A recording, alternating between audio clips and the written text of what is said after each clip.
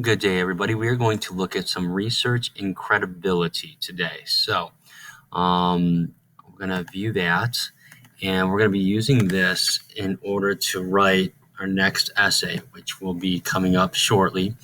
Have the opportunity to do some research, but in doing research, you want to make sure you're getting good information, hence credibility. It's information I can trust.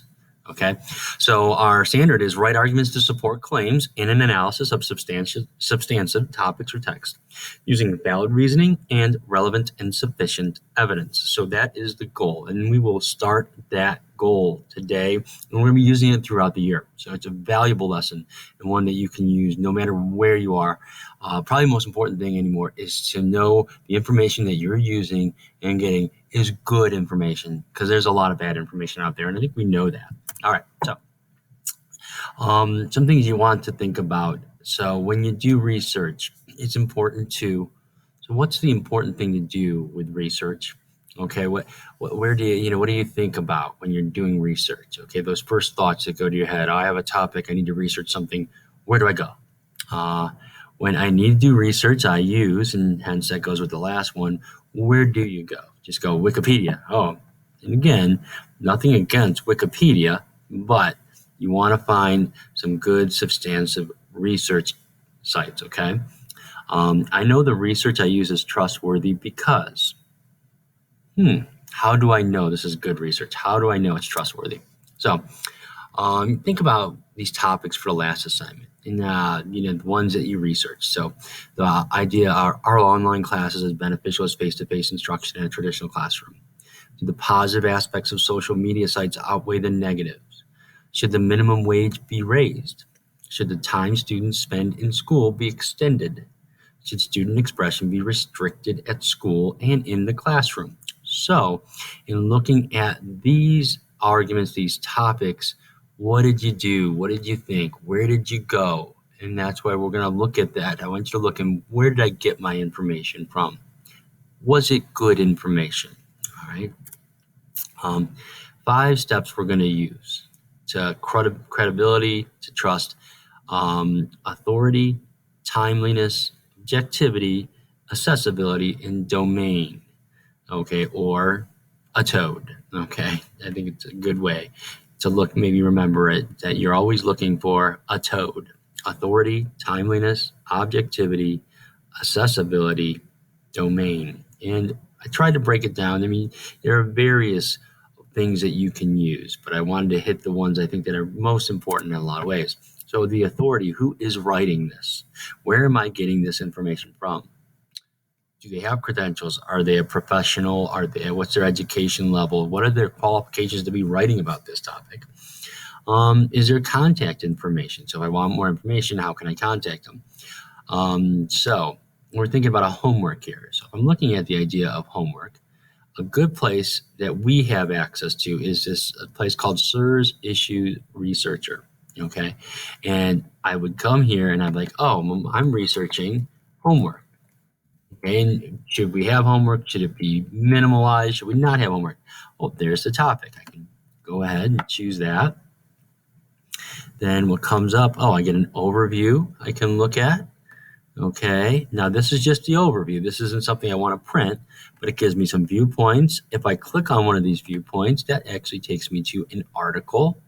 Look, and like I see where the article comes from. I see a whole bunch of things are put in this mix here. Author, where it's from, the date, a Lexile level. So that can also be something. Lexile level is interesting too. So, or I could go the other side if that's what I'm interested in. It does the same thing, same idea. Author, okay, you have your where it's from, when it was published, Lexile level. So you get a lot of good information right there. I know that, for this one, Atlanta Journal-Constitution's a newspaper. Editors in with this newspaper will look at the information. So I see everything down here. I see all this copyright information. That is good to know it has, okay? So there's been some thought and validity put into this. So as I look, and again, I can go down, critical questions, homework timeline, view timeline, okay, categories there, find more sources, bam, Okay, now I have these other sources for homework. I can put in a date when I want them from. I want just newspapers. Most recent is the relevant here. So I can do so many different things to sort this through. Okay, that would be very helpful. All right. So that looks like, okay, wow, that's some good stuff there. So I could definitely use that. All right. Now, let me close it out. On the other hand, like say I went to this site here and I went to Students Against Homework. Okay, I notice it's a blog. All right, homework, good or bad. I also noticed it's been around for a little while. Homework, good or bad, an interesting title. So I can look this over. SAH is what it's called. It has some statistics. Okay, might want to make sure those are good statistics, but okay, I have some statistics. Categories, archives, let me see. Okay, some more about Students Against Homework. Okay, it's a special interest group, founded to eliminate all assignments. Let me think, is this good? Our mission is to develop new laws that make it illegal for schools to assign work to be done outside the classroom. Okay, very interesting. And let me look at contact information. So I got contact information, 1-800-HW-SUCKS. Okay. In calling that, which I have in the past, you don't get much information from that. I think it was some sort of travel agency last time I called it.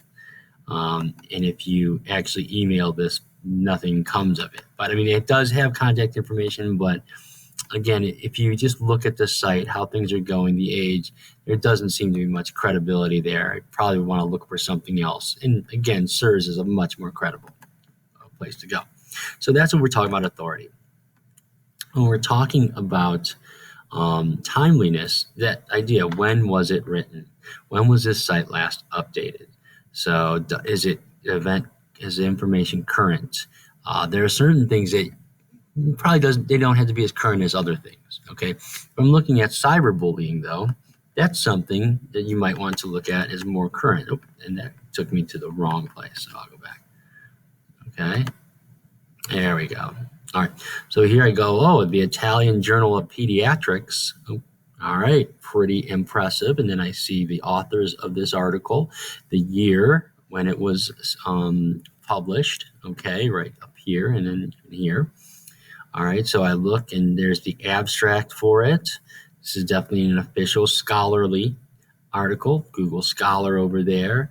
A lot of information on everything. Well, this looks like a pretty good, information to use. So if I wanted to look at it, that would be a good resource I could use. Let's look at this here. Okay, Education Week, good, edweek.org. New breed of bullies torment their peers on the internet. But let's see, published February 5th, 2003. So if you go back to 2003, you don't have Facebook, you don't have Twitter, you don't have probably any of the social media that people are really using now is not around. So times have changed. So maybe there's some good ideas in here. But what I might want to do is try to look for something more current, because I'm looking back on this date and I'm seeing that this was, 17 years ago. I might want to find some more recent information. All right. Objectivity. Is it driven by facts? Is it opinion? So facts, we're looking at objectivity. Okay. Opinion, subjectivity. Okay. It's someone's opinion. Think, why is this article being written, or why is this information being published? Are sources provided to verify the information? And you saw just in the last one by the Italian Journal of Pediatrics, there was a huge bibliography at the end. It was quick, but it was good to see. So if you just go to a website, you might think, oh, let me go to this website. I'm looking for an argument. Oh, the GOP.com. I wonder if they're going to be objective. I would think not. It would probably be the same as if I went to this website in Democrats.org. Again, are they going to be objective? And looking at these issues, there's probably going to be a slant to them. So I might want to find another resource, okay, than these. All right, it might be more helpful. All right. Accessibility, is it easy to find the information? Is it easy to understand? Can I follow it? Is it contextually correct? If there are grammatical and mechanical mistakes, it's probably not a good sign. That means they're not taking the care that you would like someone to take care with in doing this and going over this. I found this website, and there is a lot going on here. There is a lot being sold here. It is in another language, but still, it was like a visual assault. So something like this would be hard probably to really do anything with. Even if you're looking at buying something, I don't know, that would be a turn off. You want to also look, I always feel this is Dog Island. I feel like would be a wonderful place to go. There's Dog Island, dogs everywhere.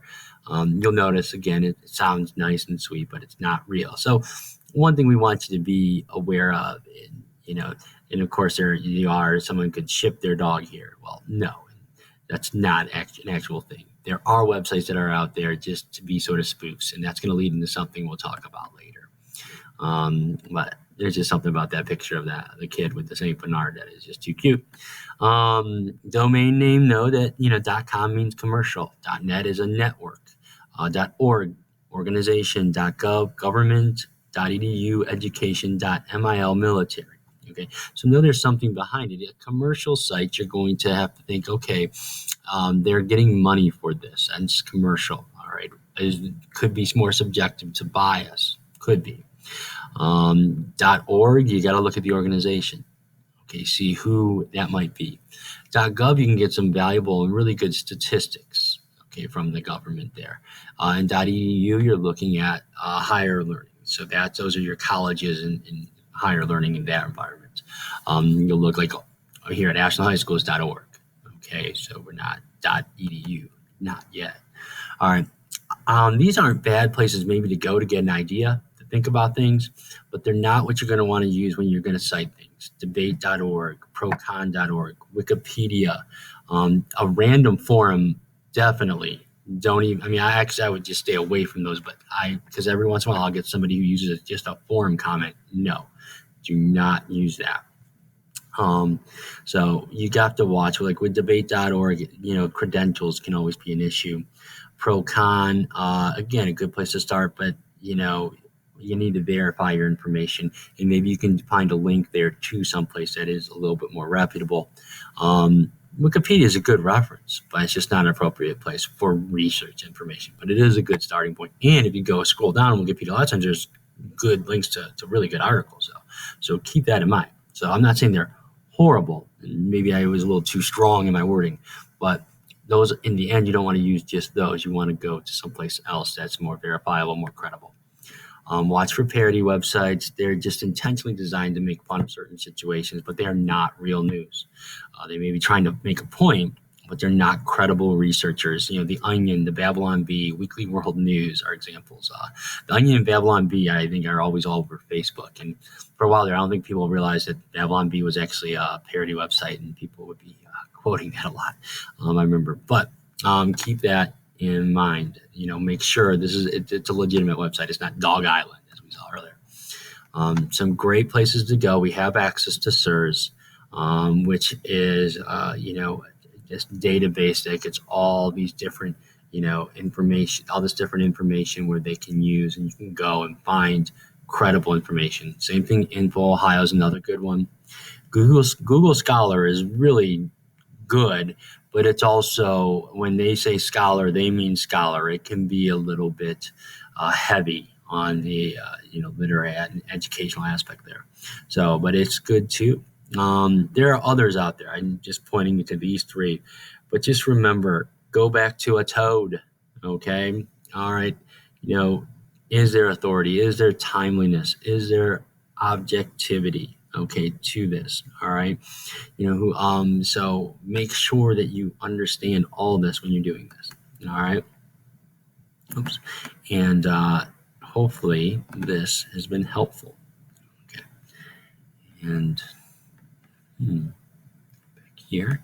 So please make sure that if you have any questions, that you can ask and let me know.